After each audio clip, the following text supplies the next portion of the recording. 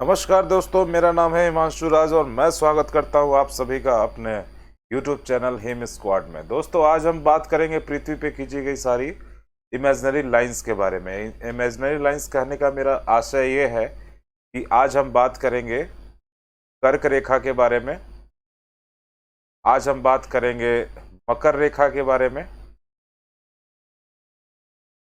आज हम बात करेंगे भूमध्य रेखा के बारे में, भूमध्य रेखा के बारे में, और हम लोग अक्षांश देशांतर को भी समझने की कोशिश करेंगे,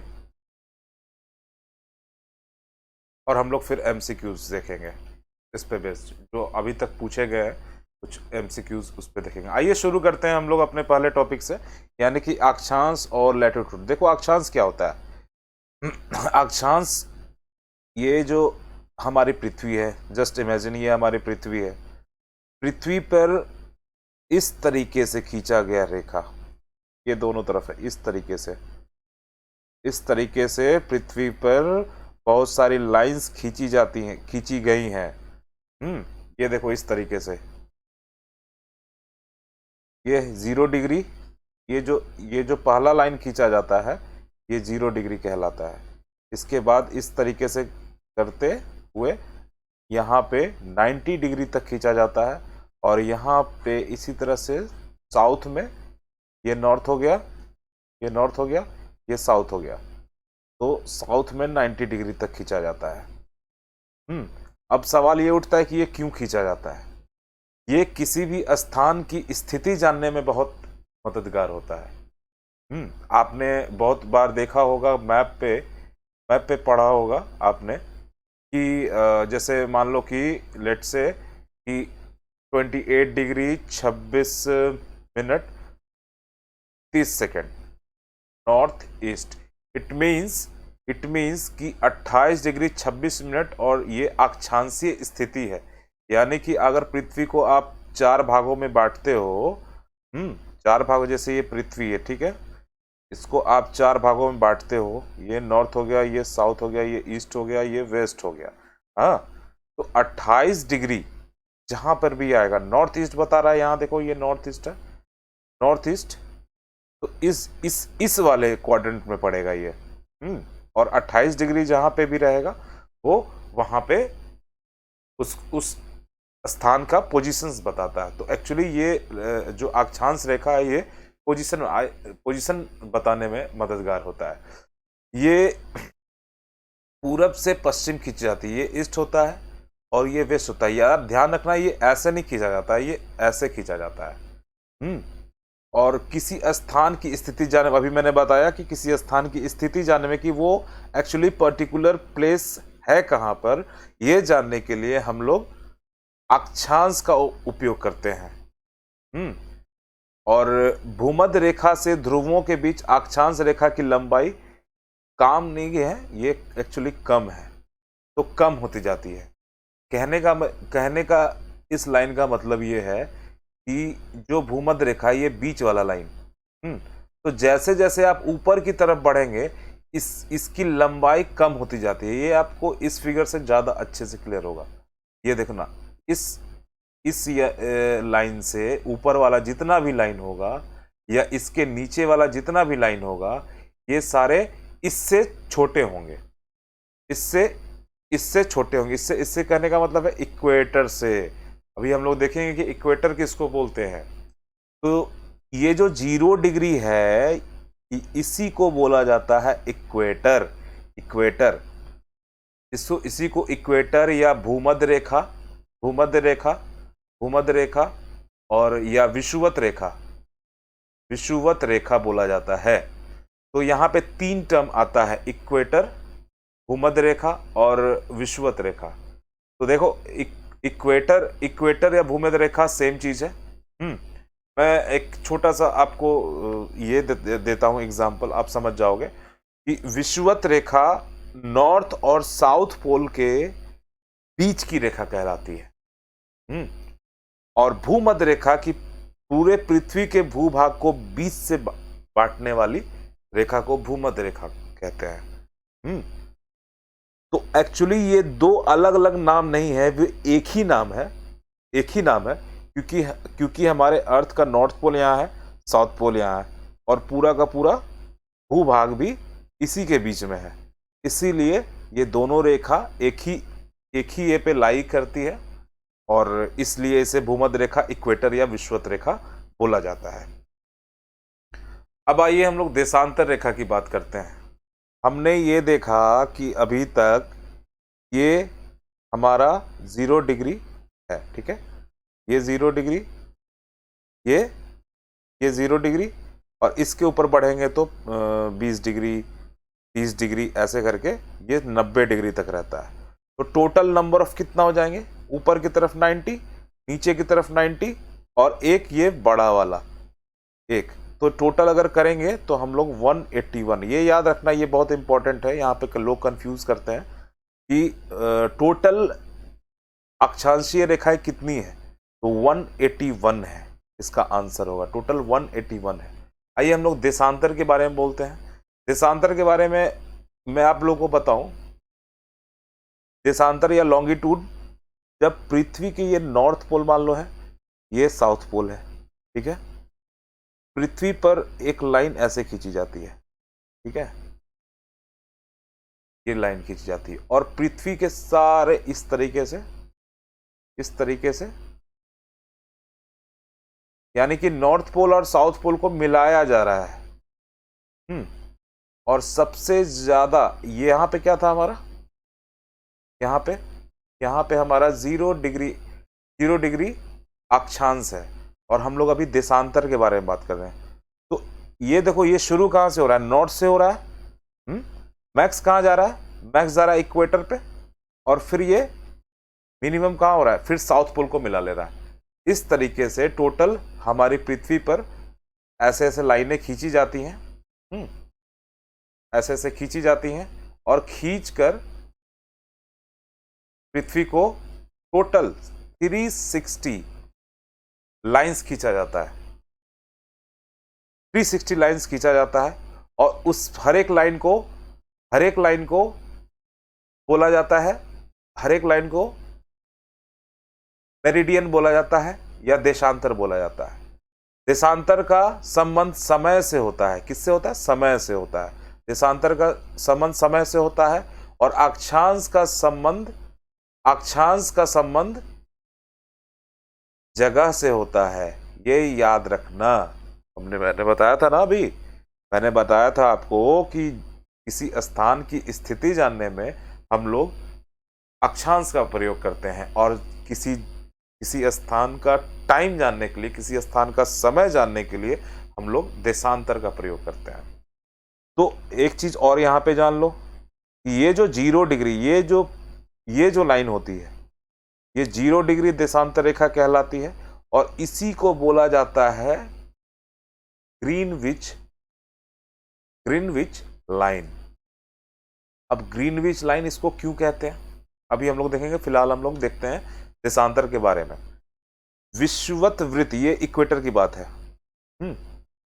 इक्वेटर पर सबसे अधिक और ध्रुवों पर सबसे कम, ये बोल रहा है ये कि इस दोनों के लाइन के, अगर 2 लाइन है, ये लाइन और ये लाइन है, इस दोनों की बीच की दूरी सबसे ज्यादा इक्वेटर पे होगी, और जैसे जैसे आप ऊपर के या नॉर्थ के तरफ या साउथ के तरफ बढ़ोगे तो ये दूरी कम होती जाती है। ये 111 किलोमीटर होती है, 111 किलोमीटर होती है, और ध्रुवों पर सबसे कम होती है, यानी कि 0 डिग्री। क्यों होती है 0 डिग्री, क्योंकि ध्रुवों पर ही मिलाया जाता है, सारे लाइंस आकर ध्रुव पे ही मिलते हैं, इसलिए यहां पे 0 डिग्री हो जाता है। ध्रुव पर मतलब कि नॉर्थ और साउथ पोल दोनों की बात कर रहा हूं। ये देखो ग्रीनविच लाइन के बारे में, यहां कुछ पॉइंट्स मैंने छोड़ा। हाँ, प्राइम मेरिडियन या प्रधान मध्याह्न रेखा, ये इस लाइन को, इस वाले लाइन को ग्रीनविच लाइन या फिर ग्रेट मेरिडियन लाइन भी बोलते हैं, अलग अलग नाम है ये, या प्राइम मेरिडियन बोलते हैं, या प्रधान मध्याह्न रेखा भी बोलते हैं। ये लंदन के ग्रीनविच नामक स्थान से गुजरती है, इसलिए इसको ग्रीनविच लाइन भी बोलते हैं। इसे शून्य मानकर बाकी देशांतर रेखाओं की गणना की जाती है। कुल कितने हैं? 360। और 15 डिग्री पर 1 घंटे का फर्क आ जाता है। तो इस तरीके से 1 डिग्री पर कितने का फर्क आएगा? 4 मिनट का फर्क आएगा। और ग्रीनविच रेखा से पश्चिम जाने पर समय घटता है और पूरब जाने पर बढ़ता है। इसको समझते हैं। ये देखो, जैसे ये है, ये है, ठीक है, ये ईस्ट हो गया और ये वेस्ट हो गया, ठीक है। तो अगर ये 0 डिग्री है और ईस्ट की तरफ ऑलवेज समय बढ़ेगा। जैसे यहाँ पे अगर 12 बज रहा है तो यहाँ से 12 से ज्यादा, यानी कि 2 बज रहा होगा, 3 बज रहा होगा, 4 होगा। ये डिपेंड करेगा कि आप किस स्थान को चूज कर रहे हो। इसी तरह से अगर 12 बजे का दोपहर हो रहा है सपोज यहाँ पे, तो यहाँ 2 बजे होगा, यहाँ 5 बजे का शाम हो रहा होगा। और अगर पहले की बात करेंगे, यानी कि वेस्ट की तरफ बात करेंगे, तो यहाँ पे समय घट रहा हो, यानी कि वहां पे अभी 10 बज रहा होगा, सुबह के 10 बजे होंगे, 9 बजे होंगे। इस तरीके से डिपेंड करता है वो कि जगह कहाँ है। वही ये लाइन बता रहा है, ग्रीनविच रेखा से पश्चिम जाने पर समय घटता है और पूर्व जाने पर बढ़ता है। ये देखो ग्रीनविच के बारे में, ग्रीनविच रेखा, ये लंदन के पास जहां से ग्रीनविच रेखा शुरू होती है, वो यहाँ की तस्वीर है। ये इस तरीके से लाइन बना हुआ है। ये पूरे अर्थ से नहीं गुजरती है, वहां एक सांकेतिक रूप से ये बनाया गया है कुछ दूर तक। तो ग्रीनविच रेखा कहाँ, ये क्वेश्चन बराबर एग्जाम्स में पूछ देते हैं कभी कभी। वैसे तो मैं सलाह नहीं देता हूँ ज्यादा रटने के लिए, क्योंकि ये कितना रटोगे, आप ही सोचो कितना रटोगे। लेकिन फिर भी कहीं कहीं से अगर क्वेश्चन ज्यादा आते हैं और वहां रटना फायदेमंद है, तो हमें जैसे भी करके रट ही लेना चाहिए। तो जैसे एक समझने की कोशिश करते हैं, ये अब ग्रीनविच है तो यूके में है, हाँ, फिर फ्रांस से ये जाती है, फिर स्पेन, फिर अल्जीरिया, माली, बुर्किना फासो, टोगो, घाना और अंटार्कटिका, ये यहां तक ग्रीनविच रेखा जाती है।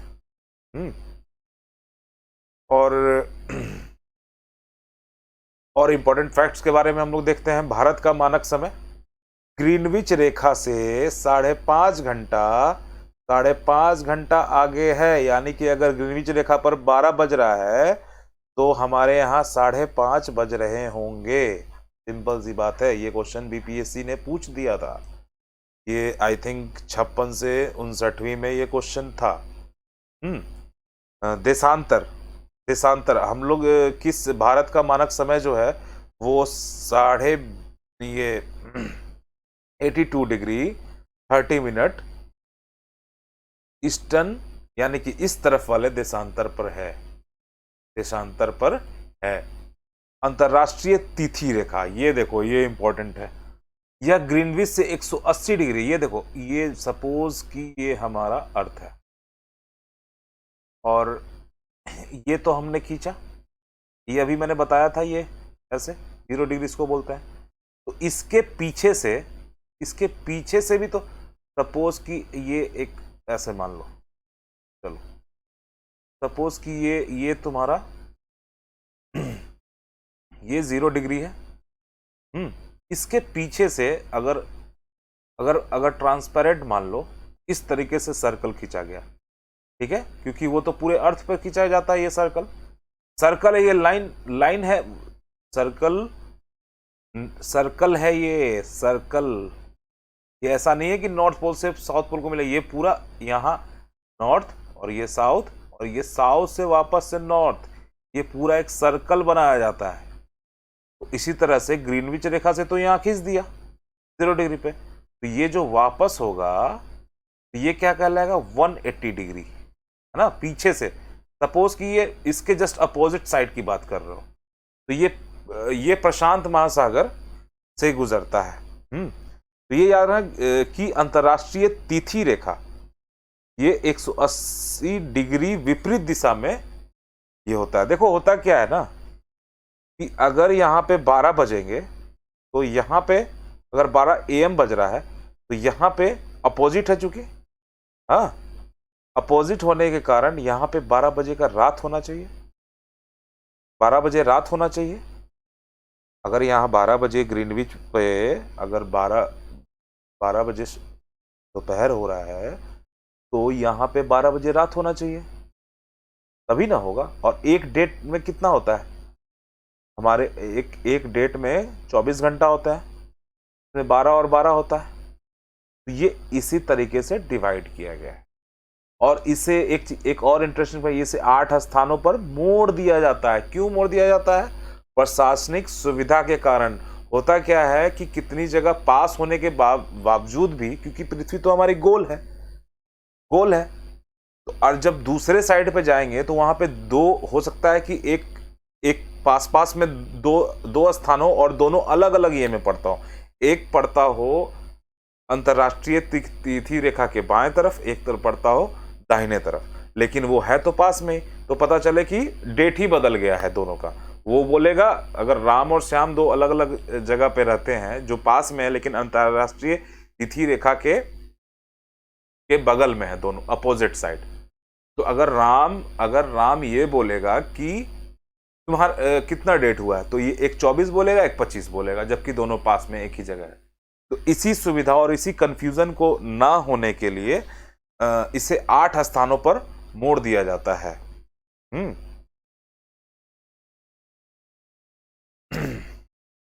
विषुवत रेखा या वो इक्वेटर की बात हो रही है, ये इक्वेटर की बात हो रही है। इक्वेटर के बारे में हम लोग देखते हैं, ये कुल 13 देशों से होकर गुजरता है।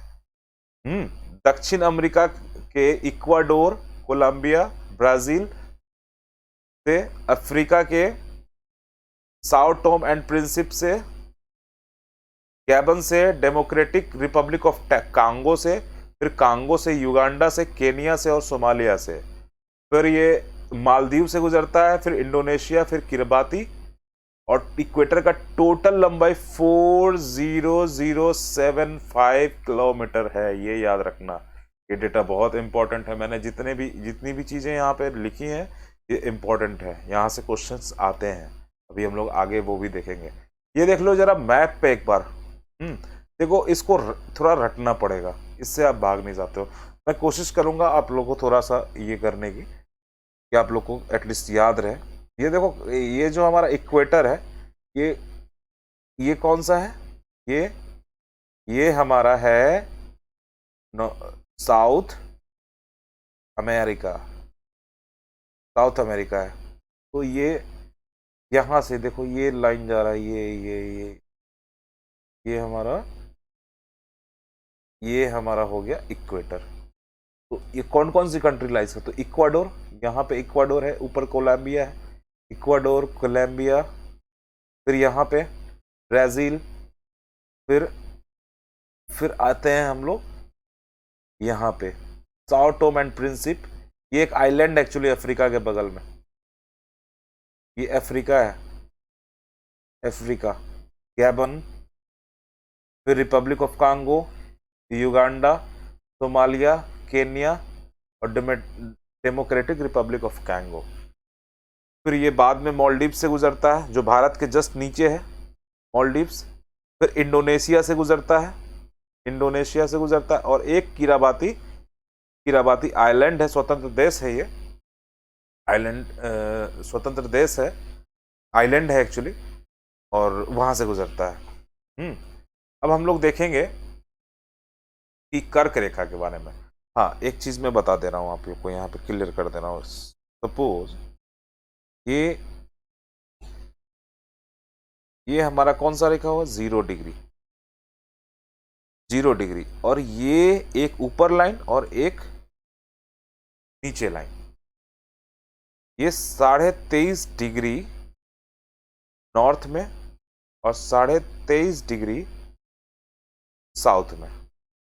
इसको बोलते हैं कर्क रेखा, और इसको बोलते हैं मकर रेखा।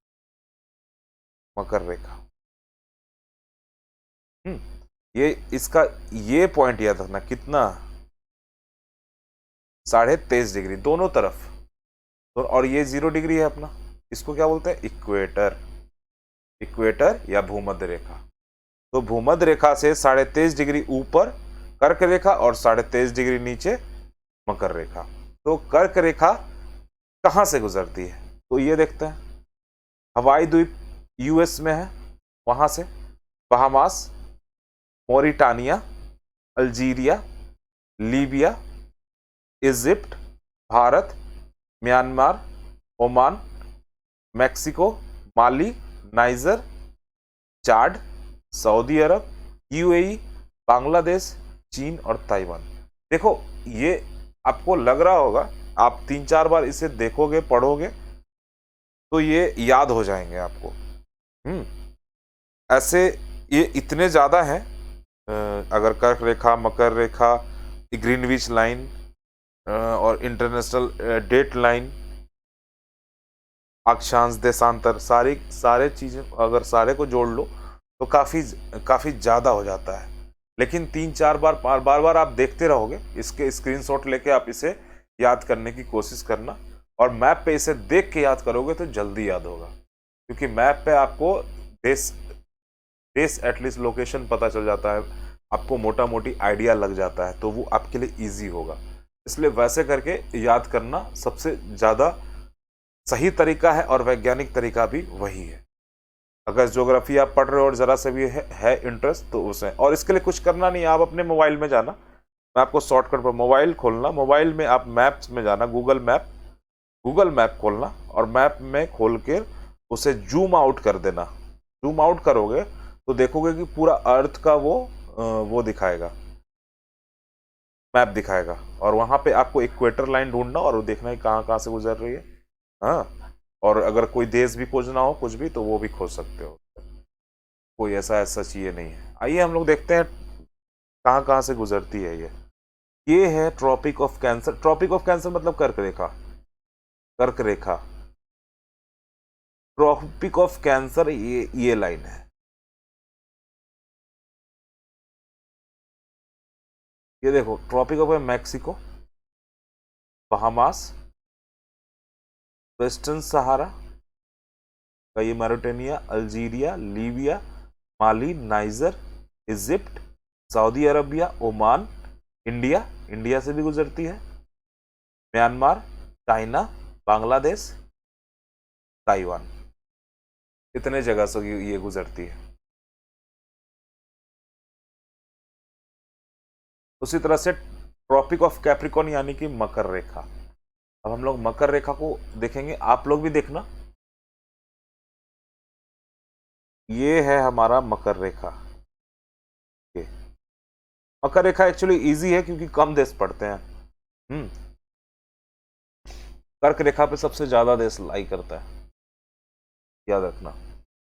ये चिली, नॉर्थ अमेरिका में चिली, अर्जेंटीना, पराग्वे, ब्राजील, फिर अफ्रीका में Botswana, Namibia, south Africa, Mozambique, Madagascar, south Africa के बाद मेडागास्कर आइलैंड है, फिर ऑस्ट्रेलिया, यहाँ ये मकर रेखा में पड़ते हैं। आइए हम लोग कुछ क्वेश्चंस को देखते हैं जो पहले के एग्जाम में पूछे गए हैं।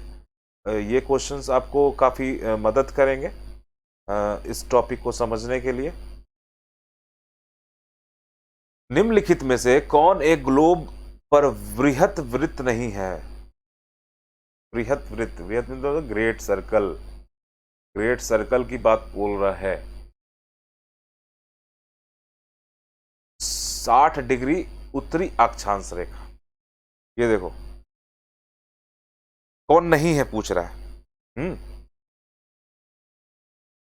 विषुवत रेखा है, मैंने बताया था। इसमें सारे जितने हैं वो ग्रेट सर्किल हैं, और अगर अक्षांश रेखा की बात करें तो सिर्फ 0 डिग्री ही है ग्रेट सर्किल यानी कि बृहद, सबसे बड़ा। तो विषुवत रेखा होगा। मुख्य देशांतर यानी कि देशांतर रेखा है तो वो होगा ही, और 60 डिग्री पूर्वी देशांतर रेखा, और उत्तरी अक्षांश रेखा। अक्षांश रेखा में सिर्फ 0 डिग्री ही है, और बाकी सारे देशांतर रेखा तो ये तो होगा ही, और विषुवत रेखा भी बताया था मैंने, तो ये नहीं होगा। काहिरा का समय ग्रीनविच से 2 घंटा आगे है, अतः यह कहाँ पे स्थित है? तो ये देखो 30 डिग्री पूर्वी देशांतर पर काहिरा का समय ग्रीनविच से 2 घंटा आगे है। 0 डिग्री से 2 घंटा आगे, 1 घंटे पे 15 डिग्री बताया था ना, तो 2 घंटा होने पे 15 × 2 30 डिग्री।